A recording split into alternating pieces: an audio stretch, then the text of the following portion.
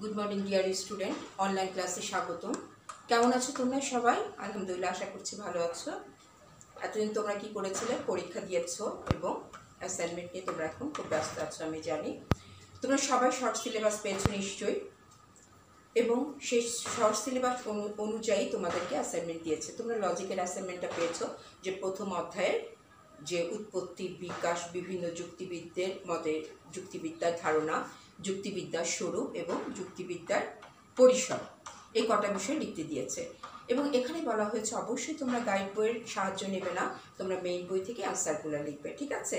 এবং কবে জমা দিতে হবে, কীভাবে লিখবে, নিশ্চয়ই তোমরা সব কিছু পড়েছো এবং প্রতিটা সাবজেক্টেরই নির্দেশনা তোমরা দেখেছো। আচ্ছা, এখন কথা হচ্ছে আমরা লজিকের ষষ্ঠ অধ্যায়ে আছি, আমাদের সপ্তম অধ্যায় পর্যন্ত আছে, ঠিক আছে? আমরা কি পড়ছিলাম? সহানুমানের গঠন। আমার বিশ্বাস যেহেতু আমাদের সিলেবাসটা কমে গেছে, কিন্তু আমার লজিকটা এখন অনেকখানি বাকি আছে। তোমরা খুব মনোযোগের সাথে ক্লাসগুলো দেখবে এবং যদি না বুঝতে পারো অবশ্যই কমেন্ট করবে। এবং এই যে অধ্যায়টা এরপর থেকে পড়ার সময় খাতা এবং কলম নিয়ে বসবে, বইটার সামনে নিয়ে বসবে। পড়ছিলাম কি? সহানুমানের গঠন। একটা সহানুমানের গঠন পদ্ধতি তিন দিক থেকে হয়ে থাকে। একটা হচ্ছে বাক্যের দিক থেকে, একটা হচ্ছে পদের দিক থেকে। এই দুটো আমি গত ক্লাসে পড়িয়েছি, তাও আজকে আমি একটু রিপিট করব। 3 নাম্বার ছিল বাক্য অর্থাৎ আশ্রয় বাক্য ও পদের সমন্বয়। অর্থাৎ একটা হচ্ছে শুধুমাত্র বাক্য, আরেকটা দ্বিতীয়টা হচ্ছে পদ। কথাটা খেয়াল রাখো, বুঝে বুঝে পড়বে, মোটেও কষ্ট হবে না। প্রথম হচ্ছে একটা নিরপেক্ষ, এখানে লিখেছে নিরপেক্ষ বাক্যের দিক থেকে। তুমি যদি নিরপেক্ষ বাক্য ভুলে যাও তাহলে তুমি শুধু বাক্যই লেখো প্রথমে, ঠিক আছে? বাক্যের দিক থেকে, তারপর হচ্ছে কিসের দিক থেকে? পদের দিক থেকে। তারপর হচ্ছে আশ্রয় বাক্য ও সিদ্ধান্তের ভিত্তিতে, বা আশ্রয় বাক্য পদের সমন্বয়। অর্থাৎ ওই দুটো ছিল, আশ্রয় বাক্য এবং পদ। তৃতীয়টা হচ্ছে ওই দুটো মিলে, অর্থাৎ শুধু বাক্য বলেনি, এখানে বলেছে আশ্রয় বাক্য এবং পদের সমন্বয়। আচ্ছা, যখন আমরা পড়েছি নিরপেক্ষ বাক্যের দিক থেকে, কথাটা মনে রাখো, একটা সহানুমানে, তখন তুমি কি করবে জানো? খাতাটা খুলে তুমি উদাহরণটা লেখো। সহানুমানের উদাহরণ কি ছিল? সব মানুষ হয় মরণশীল, রহিম হয় একজন মানুষ, বা সব কবি হয় মরণশীল, সব কবি হয় মানুষ। এটা একটা সহানুমান বা যুক্তি। তাহলে দেখো এখানে কয়টা বাক্য তুমি লিখেছো? প্রথম লাইনটা লিখেছো সব মানুষ হয় মরণশীল, দ্বিতীয় লাইন লিখেছো সব কবি হয় মানুষ, তৃতীয় লাইন লিখেছো সব কবি হয় মরণশীল। তাহলে একটা সহানুমানে কয়টা যুক্তি বাক্য থাকবে? কয়টা বাক্য থাকবে? 3টা। এটা কিন্তু সৃজনশীল একটা 1 নম্বরে কোশ্চেন থাকে, কিন্তু প্রতি বছরই থাকে। একটা সহানুমানে কয়টা যুক্তি বাক্য? তুমি অবশ্যই লিখবে 3টা। হয়ে গেল একটা সাইড। আচ্ছা, এখন তোমাকে বলবে, এবং অবশ্যই তোমাকে যদি বলে একটা সহানুমানে এমসিকিউতে দেয় একটা সহানুমানে 4টা যুক্তি বাক্য বা 2টো বা 1টা, তখন এগুলো সব ভুল হবে। কখনো কমও থাকবে না, যে আমি লিখেছি 3টি বাক্য থাকবে, কমও না বেশিও নয়। এবং আমরা শিখেছি প্রথম দুটি বাক্যটাকে বলা হয় প্রথম, মানে 3টা বাক্যের মধ্যে প্রথম 2টা বাক্য হচ্ছে আশ্রয় বাক্য, তৃতীয়টা হচ্ছে সিদ্ধান্ত, অর্থাৎ যেটা সুতরাং চিহ্ন দিয়ে লেখা। এবার চলে যাই দ্বিতীয়তে, পদের দিক থেকে। একটা সহানুমানে, আমি ডিটেলস লিখলাম না, বই থেকে দেখে নিও, পেজ নাম্বার 2 to 7। একটা সহানুমানে 3টা পদ থাকবে, ঠিক আছে? মনে রাখো 3টা, বেশিও না কমও না। এই 3টা পদ আবার পুরাটা সহানুমানে 2বার করে ব্যবহৃত হবে, অর্থাৎ 3টা পদ 2বার করে কত হয়? 3 দুগুণে 6 বার। আচ্ছা, 3টা আমি উদাহরণটা দিয়ে দেখাই। আচ্ছা, উদাহরণটা পরে দিচ্ছি। এই পদ 3টির নাম হচ্ছে, 1 নাম্বার হচ্ছে প্রধান পদ বা সাধ্য পদ বা সাধ্য পদ। 2, অপ্রধান পদ বা পক্ষপদ। 3, মধ্যপদ বা হেতুপদ, ঠিক আছে? এখন একটা একটা করে সংজ্ঞা দিয়ে দিই। আমি সংজ্ঞাটা ছোট করে দিচ্ছি, বই থেকে ডিটেলস পড়বে। 1 নাম্বার হচ্ছে প্রধান পদ। প্রধান বা সাধ্য, আমি প্রধানই লিখলাম।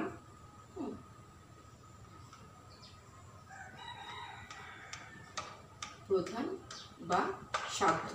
পরীক্ষা 1 নাম্বার কোশ্চেন আসবে, প্রধান বা সাধ্য পদ বলতে কি বুঝো? সহানুমানের সিদ্ধান্তের বিধকে প্রধান পদ বলে। আচ্ছা, এখন এটা পড়তে হলে আমাকে একটা সহানুমানের উদাহরণ দিতে হবে। সহানুমানের সিদ্ধান্তের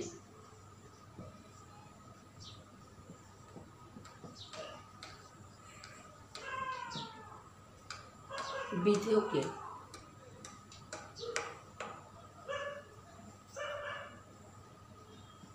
প্রধান পদ বলে। সহানুমানের সিদ্ধান্তের বিধ, আমি এটা মুছে দিচ্ছি। এটা গত ক্লাসে লেখা ছিল তোমাদের, তোমরা দেখেছো, টেনে দেখে নিও।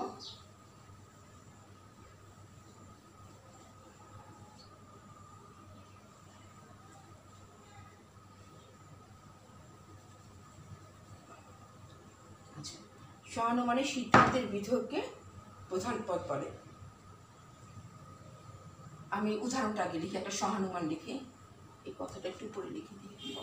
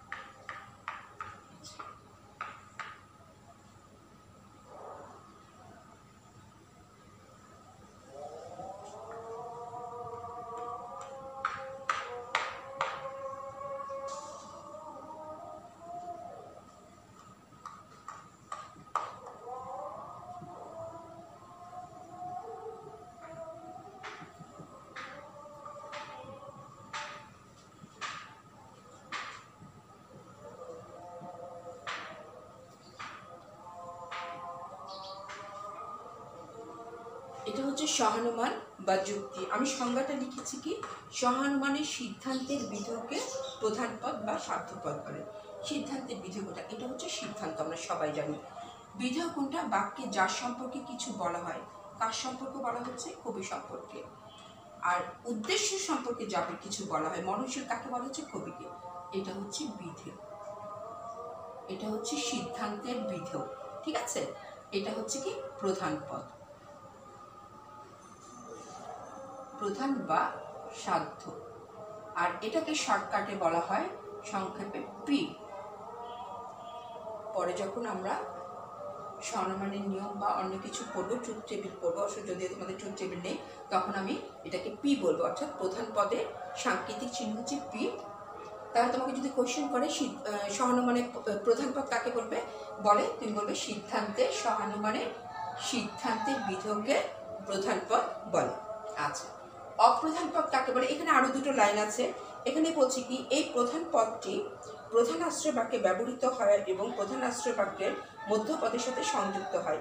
মধ্যপদের মধ্যস্থতায় এই পদটি শেষ পর্যন্ত সিদ্ধান্তে এসে অপ্রধান পদের সাথে সম্পর্ক তৈরি করে। আচ্ছা, এখন কথা হচ্ছে, যদি শুধু বলে 1 নম্বরের প্রধান পদ কাকে বলে, বলবে সিদ্ধান্তের বিধকে। যদি 2 নম্বরে আসে, তাহলে তোমাকে নিশ্চয়ই একটু ডিটেলস লিখতে হবে। তখন তুমি বলবে এই প্রধান পদটা আবার প্রধান আশ্রয় বাক্যে ব্যবহৃত হয়। আমরা সবাই জানি এটা হচ্ছে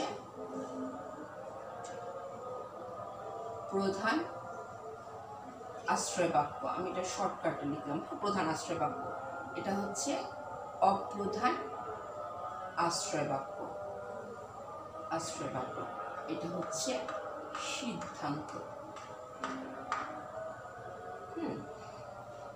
তাহলে প্রধান পদটা প্রধান আশ্রয় বাক্যে ব্যবহৃত হচ্ছে। দেখো, মননশীল এখানে নেই, প্রধান আশ্রয় বাক্যে আছে। সে কি করছে? এটা কিন্তু মধ্যপদ। মধ্যপদ কাকে বলে পরে বলছি। প্রধান পদটা প্রধান আশ্রয় বাক্যে ব্যবহৃত হয়ে মধ্যপদের সাথে একটা সম্পর্ক তৈরি করে সিদ্ধান্তে এসে প্রধান আশ্রয় বাক্য এবং অপ্রধান আশ্রয়ের মধ্যে একটা সম্পর্ক তৈরি করে। ধরো, দ্বিতীয় লাইন, তৃতীয় লাইন তোমার মুখস্থ হলো না, দ্বিতীয় তৃতীয় লাইনটা তুমি সম্পূর্ণটা পড়ার পরে তুমি লিখবে। তাহলে প্রথমে লিখবে সিদ্ধান্তের বিধক প্রধান পদ। অপ্রধান পদ কি? সিদ্ধান্তের উদ্দেশ্য। এটা হচ্ছে সিদ্ধান্তের উদ্দেশ্য, এটা হচ্ছে অপ্রধান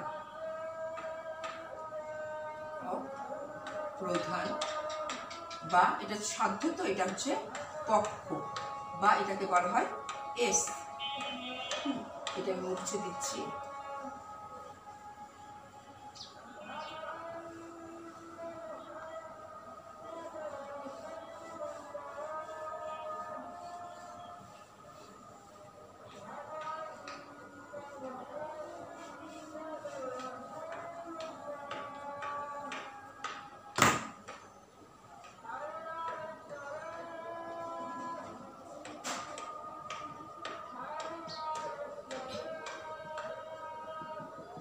আমি আর পদটা লিখলাম না।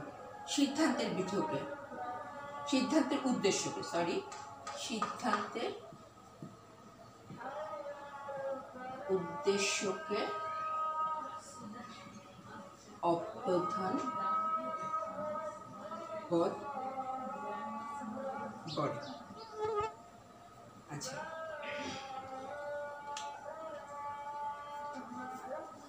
ঠিক প্রধান আশ্রয় বাক্যে যে কথাটা লিখবে পরের, ঠিক অপ্রধান আশ্রয় বাক্য তুমি একই কথা লিখবে।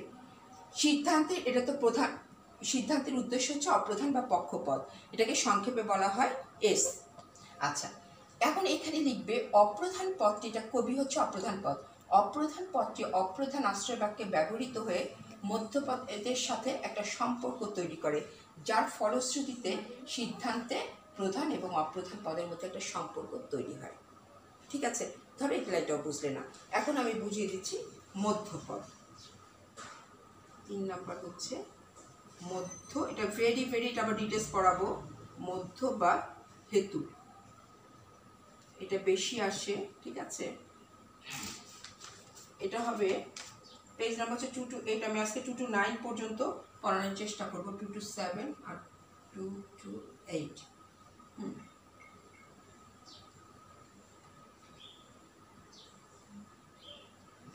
যে পদ সহানুমানের, যে পদ সহানুমানের উভয় আশ্রয় বাক্যে থাকে,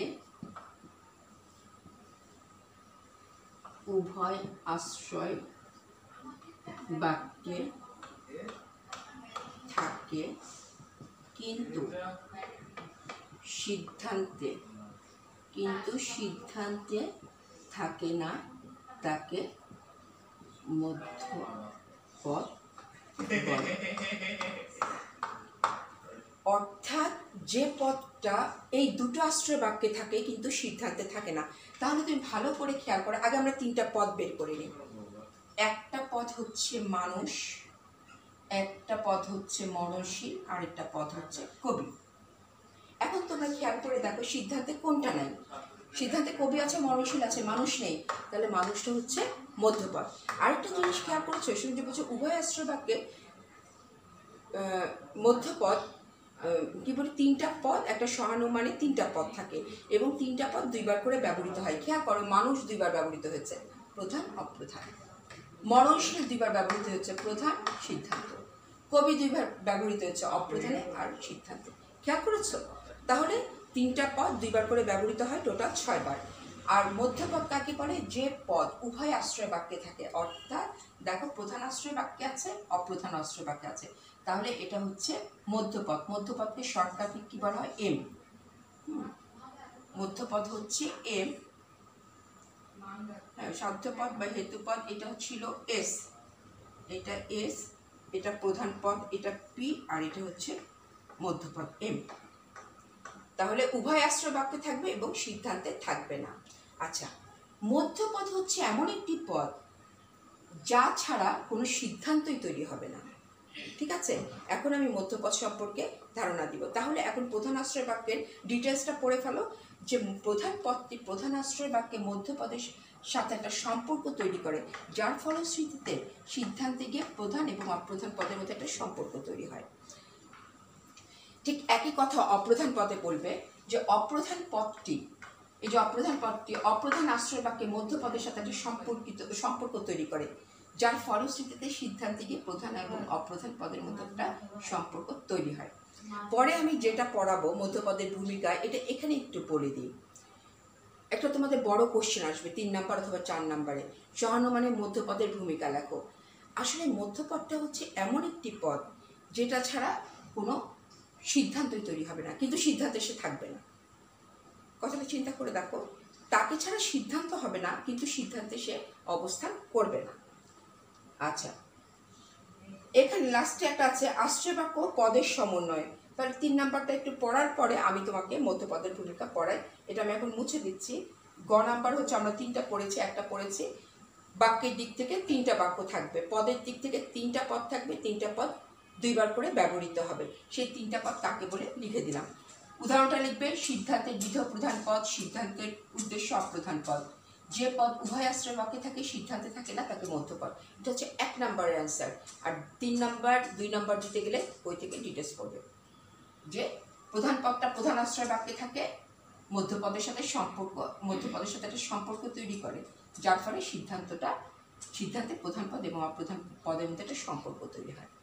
অপ্রধান পদ অপ্রধান আশ্রয় বাক্যে থাকে, যার ফলে সিদ্ধান্তে অপ্রধান পদ অপ্রধান আশ্রয় বাক্যে মধ্যপদের সাথে একটা সম্পর্ক তৈরি করে, যার ফলে ওই একই কথা প্রধান আশ্রয় বাক্যের মতো প্রধান পদ এবং অপ্রধান পদের মধ্যে একটা সম্পর্ক তৈরি হয়। মধ্যপদ সিদ্ধান্তে থাকে না, কিন্তু মধ্যপদ ছাড়া কখনো সিদ্ধান্ত হয় না, উভয় আশ্রয় বাক্যে থাকে। এখন আমি এটা আমি মুছলাম না, কারণ উদাহরণটা আমার একটু পরেই লাগবে। আমি অপ্রধান পদটা মুছে দিলাম। এখানে আমি লিখে দিচ্ছি বাক্য এবং পদের সমন্বয়ে, আশ্রয় বাক্য ও পদের সমন্বয়ে গঠন। 3 নম্বর গ আর কি, আশ্রয় বাক্য ও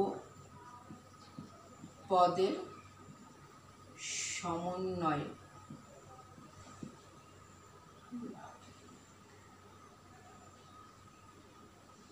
আশ্রয় বাক্য ও পদের সমন্বয়ে গঠন।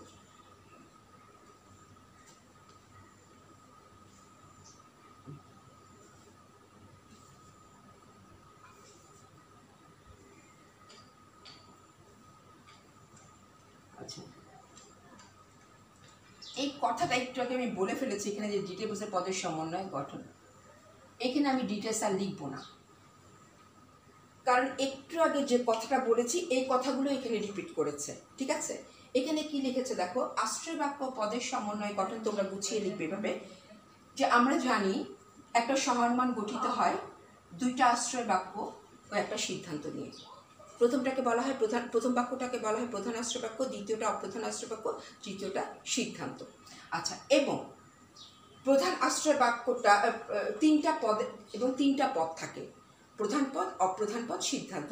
প্রধান পদটা প্রধান আশ্রয় বাক্যে, অপ্রধান পদটা যে দেখতেই পাচ্ছ প্রধান পদটা প্রধান আশ্রয় বাক্যে, এটা হচ্ছে পিটা কোথায় আছে, পিটা প্রধানে আছে, খেয়াল করেছো, পিটা আছে কোথায়, প্রধানে, এসটা আছে কোথায়, অপ্রধানে। তাহলে প্রধান পদটা প্রধান আশ্রয় বাক্যে, অপ্রধান পদটা অপ্রধান আশ্রয় বাক্যে এবং মধ্যপদ উভয় আশ্রয় বাক্যে থাকে, সিদ্ধান্তে থাকে না। এবং এই আশ্রয় বাক্য এবং পদ ছাড়া কোনো সহানুমানের গঠন সম্ভব নয়। অর্থাৎ সহানুমান গঠন করতে হলে এই 3টা পদ থাকতে হবে, এই 3টা পদকে টোটাল 2 বার করে 6 বার ব্যবহৃত হতে হবে। এবং কাকে বলে লিখে দিয়েছি, আর রিপিট করলাম না আমি, আর এবং প্রধান পদটা প্রধান আশ্রয় বাক্যে, অপ্রধান পদ অপ্রধান আশ্রয় বাক্যে, মধ্যপদ উভয় আশ্রয় বাক্যে। এছাড়া সহানুমান গঠন সম্ভব নয়। তাহলে বোঝা গেছে সহানুমানের গঠন। এখন আমরা চলে যাব সহানুমানের মধ্যপদের ভূমিকা। আর এই লাইনে এটা যদি আসে আশ্রয় বাক্য পদের সমন্বয়, তুমি আশ্রয় বাক্যগুলো লিখে দিবে, প্রধান আশ্রয় বাক্য অপ্রধান আশ্রয়। প্রধান আশ্রয় বাক্য কেন, প্রধান পদ থাকে, অপ্রধান আশ্রয় বাক্য কেন, অপ্রধান পদ থাকে। সিদ্ধান্ত প্রধান এবং অপ্রধান পদ থাকে, কিন্তু মধ্যপদ থাকে না। কেন থাকে না, 2টার মধ্যে এটা আমি এখন বলছি যে কেন থাকে না। মধ্যপদের ভূমিকা, এটা একটা ব্রড কোশ্চেন আসে, সহানুমানে মধ্যপদের ভূমিকা ব্যাখ্যা করো।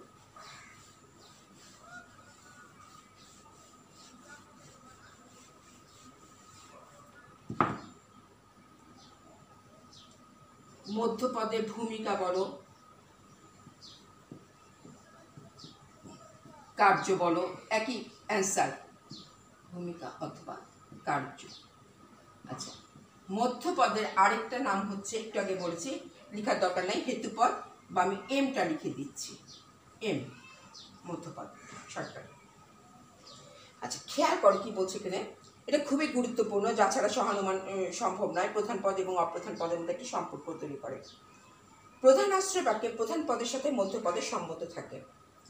এইখানে খেয়াল করো, প্রধান আশ্রয় বাক্যে, কথাটা দ্বিতীয় পাড়ার প্রথম লাইন, প্রধান আশ্রয় বাক্যে প্রধান পদের সাথে মধ্যপদের একটা সম্পর্ক থাকে, জাস্ট মুখস্থ করে ফেলো। অপ্রধান আশ্রয় বাক্যে অপ্রধান পদের সাথে এটা মধ্যপদের একটা সম্পর্ক থাকে।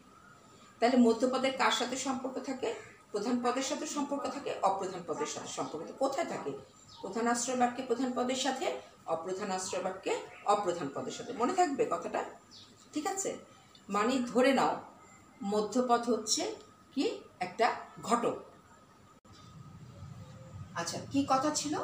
প্রধান পদটা ধরে নাও তুমি, মধ্যপদটা হচ্ছে একটা ঘটক, আর প্রধান পদটা হচ্ছে একটা ছেলে, আর অপ্রধান পদটা হচ্ছে একটা মেয়ে।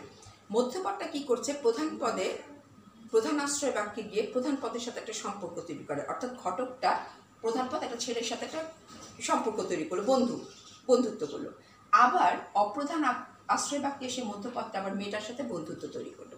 ঠিক আছে, তাহলে মনে রাখলাম কি, মধ্যপদটা হচ্ছে ঘটক, প্রধান পদটা হচ্ছে ছেলে যার সাথে বন্ধুত্ব তৈরি করলো, কোথায় গিয়ে? প্রধান আশ্রয় বাক্যে। আবার মেয়েটার সাথে বন্ধুত্ব তৈরি করলো কোথায় গিয়ে? অপ্রধান আশ্রয় বাক্যে। মেয়েটা ছিল এস আর ছেলেটা ছিল পি, আর মধ্যপদ হচ্ছে এম। এখন মধ্যপদটা কি করছে? যার ফলে এই সম্পর্কটা যখন সে তৈরি করছে, তখন সিদ্ধান্তে এসে দেখো অপ্রধান পদ এবং প্রধান পদের মধ্যে একটা সম্পর্ক তৈরি হয়। অর্থাৎ মধ্যপদটা যখন ছেলেটার সাথে প্রধান পদের সাথে একটা বন্ধুত্ব তৈরি করে, আবার অপ্রধান পদ মেয়েটার সাথে একটা বন্ধুত্ব তৈরি করে, তখন সিদ্ধান্তে গিয়ে দেখা যায় ছেলেটার মেয়েটার সাথে একটা বন্ধুত্ব সৃষ্টি হয় বা তারা বিবাহ বন্ধনে আবদ্ধ হয়। কার ভূমিকার জন্য? মধ্যপদের জন্য। কিন্তু মধ্যপদ কিন্তু সিদ্ধান্তে থাকে না। এই জন্য বলা হচ্ছে মধ্যপদটা হচ্ছে অনেকটা ঘটকের মতো। ঘটক কি করে? ঘটকের কাজই হচ্ছে একটা ছেলে একটা মেয়ের মধ্যে একটা বিবাহ বন্ধনে আবদ্ধ তৈরি করা। এখন কিন্তু ছেলেটা মেয়েটা যখন বৈবাহিক জীবন শুরু করে, তখন কি তাদের মাঝখানে কি ঘটক থাকে না, কিন্তু তাদের মধ্যে সম্পর্কটা তৈরি করে দিচ্ছে কে? ঘটক। তাহলে এই জন্য বলা হয় যে মধ্যপদকে ঘটকের সাথে তুলনা করা হয়। তাই বলে আমার বিশ্বাস তোমরা পুরো কাহিনীটা ঘটকের কাহিনী দিয়ে চলে এসো না, বয়ে চলে যাই টুটুইতে। ঠিক আছে, এখানে কি লিখেছে দেখো, মধ্যপদ সেতু বন্ধনকারী বা যোগসূত্র হিসেবে কাজ করে। কথাটা খেয়াল করো, মধ্যপদটা হচ্ছে একটা যোগসূত্র হিসেবে কাজ করছে। কার সাথে?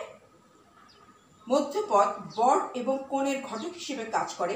ঘটক ছাড়া যেমন বর ও কনের সম্পর্ক স্থাপিত হয় না, তেমনি মধ্যপদ ছাড়া প্রধান পদ এবং অপ্রধান পদের মধ্যে কোনো সম্পর্ক তৈরি হয় না। আর এই সম্পর্ক তৈরি না হলে সহানুমানের সিদ্ধান্ত অনুমিত হয় না। অর্থাৎ এখানে বলছে ঘটক ছাড়া যেমন একদম বর কনের মধ্যে কোনো সম্পর্ক তৈরি হয় না, তেমনি মধ্যপদ ছাড়া সিদ্ধান্ত তৈরি হয় না। কারণ মধ্যপদ যদি না থাকে, তাহলে তাদের মধ্যে প্রধান পদ এবং অপ্রধান পদের মধ্যে সম্পর্কটা তৈরি করবে কে? তবে আজকালকার যুগে ঘটকের কোনো প্রয়োজন হয় না, তাই না?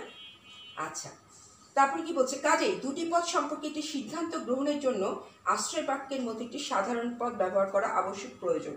অর্থাৎ এখানে মধ্যপদকে আবার সাধারণ পদ বলছে, যে দুটা পদের মধ্যে অর্থাৎ পি আর এস এর মধ্যে, ছেলেটা এবং মেয়েটার মধ্যে একটা সম্পর্ক তৈরি করতে গেলে একটা সাধারণ পদের দরকার। তাহলে তোমাকে পরীক্ষার সময় অনেক সময় দিয়ে দিবে সাধারণ পদ, তখন তুমি মনে রাখবে মধ্যপদ, হেতুপদ, এম, সাধারণ পদ একই কথা। এই সাধারণ পদই হলো মধ্যপদ। মধ্যপদের দায়িত্ব যুক্তিটার প্রধান এবং অপ্রধান পদের সংযোগ সূত্রে কার্য সাধন করা। এই জন্য বলা হয় সহানুমানিক যুক্তি গঠনের ক্ষেত্রে মধ্যপদের ভূমিকা অত্যন্ত গুরুত্বপূর্ণ। ঠিক আছে, মধ্যপদের সাহায্য ছাড়া কোনো প্রকারের সহানুমানিক সিদ্ধান্ত টানা সম্ভব নয়। আমার বিশ্বাস তোমরা ব্যাপারটা বুঝতে পেরেছ। আমার আর যদি বুঝতে পারো, তাহলে এই ডিটেলসটা লিখতে হবে না। তাহলে কি লিখবো? এখানে আমি লিখেছি, এখানে মানুষ হচ্ছে মধ্যপদ। মানুষ মধ্যপদ। মানুষ মধ্যপদ কেন? এটি প্রধান আশ্রয় বাক্যে, এটি প্রধান আশ্রয় বাক্যে, প্রধান আশ্রয় বাক্যে প্রধান পদ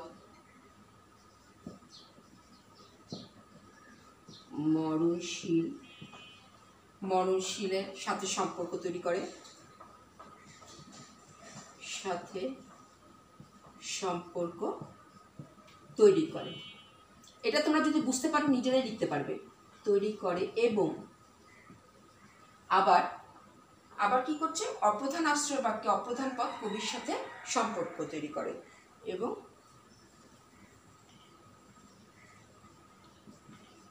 অপ্রধান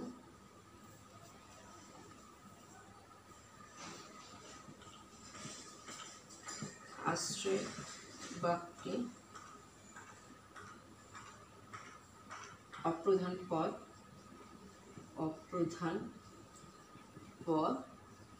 কবি সাথে সম্পর্ক তৈরি করে, যার ফলে সিদ্ধান্ত অনুমিত হয়।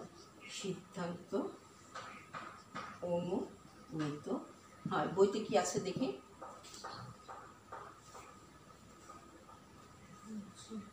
মানে এই সম্পর্কটা তৈরি করার ফলেই সিদ্ধান্তটা হচ্ছে, অর্থাৎ মধ্যপদ মানুষটা প্রধান আশ্রয় বাক্যে এর সাথে একটা সম্পর্ক তৈরি করে, মননশীলের সাথে, এখানে কবির সাথে সম্পর্ক তৈরি করে।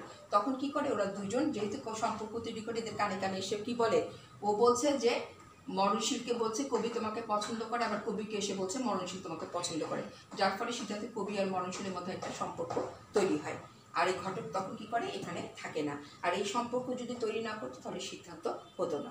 সুতরাং মধ্যপদ ছাড়া সহানুমান অসম্ভব। কারণ সিদ্ধান্ত যদি নাই থাকে তাহলে সহানুমান হবে কিভাবে? ঠিক আছে, তাহলে তারপরে আমরা কি লিখব?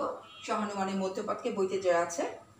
হ্যাঁ, এখানে হচ্ছে প্রধান আশ্রয় বাক্য, এটা তো আমি লিখেই দিয়েছি। এখানে পাশে পাশে লিখবা মননশীল পি,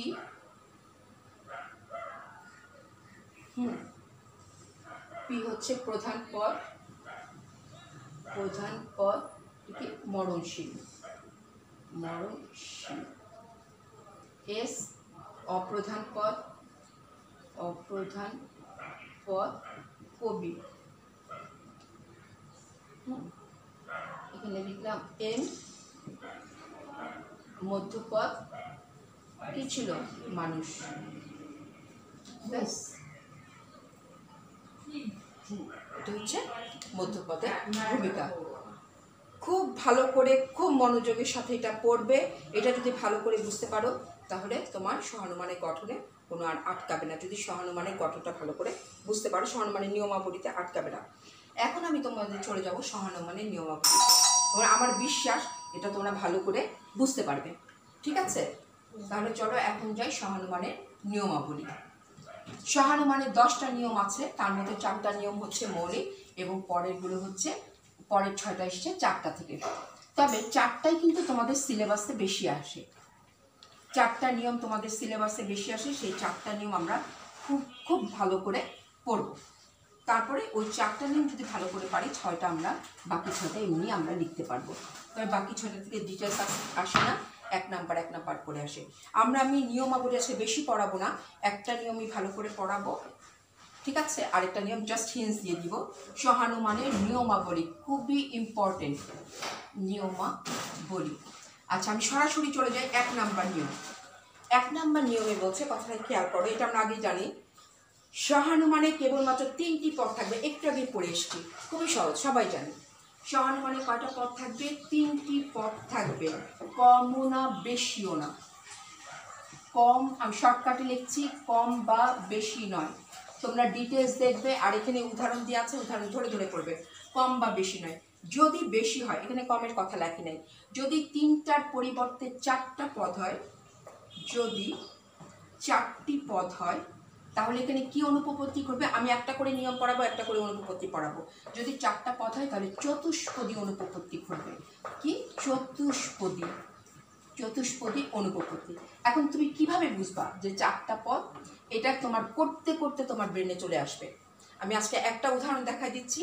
3টা পদ থাকবে, 3টার পরিবর্তে 4টা হলে চতুষ্পদী। আমি একটা উদাহরণ দিচ্ছি, এখানে প্রচুর উদাহরণ দেওয়া আছে, পেজ নাম্বার 228 পিছনে দেখবে অনেক উদাহরণ। আচ্ছা, মানুষ হয় এমন প্রাণী যে মাছ খায়।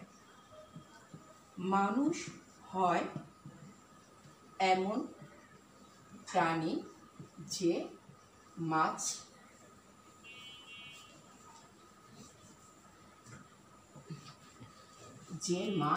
খায়।